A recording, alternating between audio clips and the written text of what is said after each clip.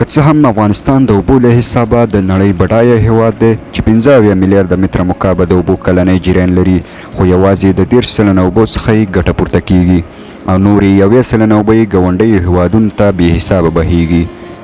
د کونړ سیند چې د افغانستان د لویو سیندونو څخه ګڼل کیږي چې 120 کیلومتره اوږدوالی لري، په داسې حال کې چې د کابل سیند حوزه چې کلنی حجم یې 21 میلیارده متره مکعبه دی، 15 متره مکعبه یې د کونړ سیند دی. د کونړ سیند چې د چترال د غرونو څخه سرچینه اخلي، د ځینو سروېګانو له مخې په یاد سیند د 12 بندونو د جوړولو ظرفیت او امکانات شته. د پشایي، نستو، لختو، چترال او پیچ سیندونو څخه جوړ د کونړ سیند ته د چترال سیند هم وایي. د دې سیند په مهارولو سره به زموږ د هیواد وچې دښتې کې د کرنیز انقلاب ګلونه وغوړوي، بېوزلي به پای ومومي او جوړښتیزې چارې به مو د صنعت او سوداګرۍ ته چټک پرمختګ ورکړي. خو له بده مرغه تیر 40 کلن تپل شوي جنګ د کونړ خلکو ته دا فرصت ورنه کړ چې د وخت دولتونه دې ته وهڅوي ترڅو د کونړ په سیند د بندونو د جوړولو هلې ځلې وکړي، او نه داسې یو ځواکمن دولت رامنځته شو او نه هم شته دولتونو ته دا موقع برابره شوه چې د کونړ په سیند بند جوړولو په اړه سوچ هم وکړي. څو کاله وړاندې د ناکامورا په نوم یو جاپاني چې په ننګرهار او کونړ کې د اوبو څخه د ګټې اخیستنې لپاره ارزښتناک کارونه وکړ، خو کارونه یې نیمګړي پاتې شول. د هغه کارنامې د افغانستان په تاریخ کې ثبت دي او نوموړی د همدې خدمتونو په لاره کې قرباني شو. ناکامورا به ویل چې په نورو هیوادونو کې اوبه د خلکو په خوښه روانې وي، خو افغانستان کې په خپله خوښه روانې دي.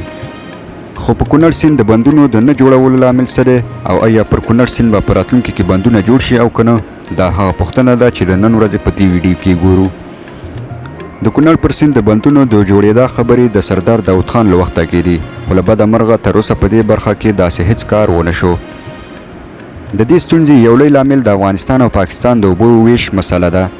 د افغانستان او پاکستان ترمنځ د اوبو د ویش په اړه تر اوسه افغان لوري دا مسله نه ده مطرح کړې چې اساسي علت یې د ډیورنډ کرښه ده. که چیرې د ډیورنډ مسله حل شي نو دا موضوع خپله حل کیږي، ځکه د اوبو د ویش نړیوالو قوانینو له مخې هغه سیندونه چې سر تر پایه په یو هیواد کې بهیږي حقوق هم په همغه هیواد پورې اړه لري. نو ځکه د کونړ سیند سر تر پایه په افغان خاوره کې بهیږي او حقوق هم د افغانستان دي. خو دا چې پاکستان ډیورنډ کرښې کوزه غاړه خپله بولي، له همدې امله دلته د اوبو ویش مسلې سره خورا زیاتې ستونزې راولاړېږي. هغه هم په داسې حال کې چې د کونړ سیند 91 سلنه اوبه د افغانستان دي او یوازې 9 سلنه د چترال څخه راځي او بیرته زموږ له اوبو سره تر یو ځای کېدو وروسته پاکستان ته ورځي.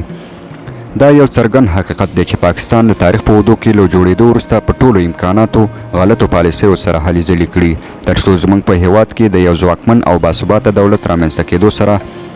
مخالفت وښایي.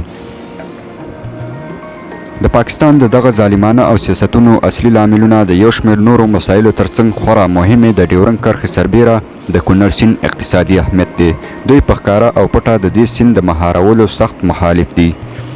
په داسې حال کې چې د نړیوالو اصولو مخې په سیند کې د افغانستان برخې ته په کتو سره افغانستان حق لري ترڅو د خپلو اوبو هر ډول مدیریت وکړي. خو دا چې د افغانستان حکومت په رسمي توګه په کونړ سیند د بند د جوړولو اعلان نه دی کړی، خو څه موده وړاندې اوسني حکومت د اوبو انرژۍ سرپرست وزیر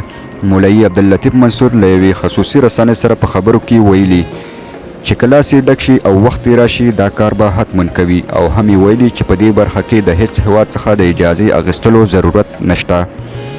بل خوا د دې حکومت ویان ذبیح الله مجاهد هم یو خصوصي رسنۍ سره په مرکه کې ویلي چې بند جوړول د پاکستان لپاره نه دی ولاړ چې ووایو پاکستان به څه کوي، هغه زموږ خپله خاوره او خپلې اوبه دي چې خپله به یې کنټرولوو. د ښاغلي مجاهد په وینا کله چې دوی د دې توان پیدا کړي پرته له شکه به پر کونړ سیند بند جوړوي.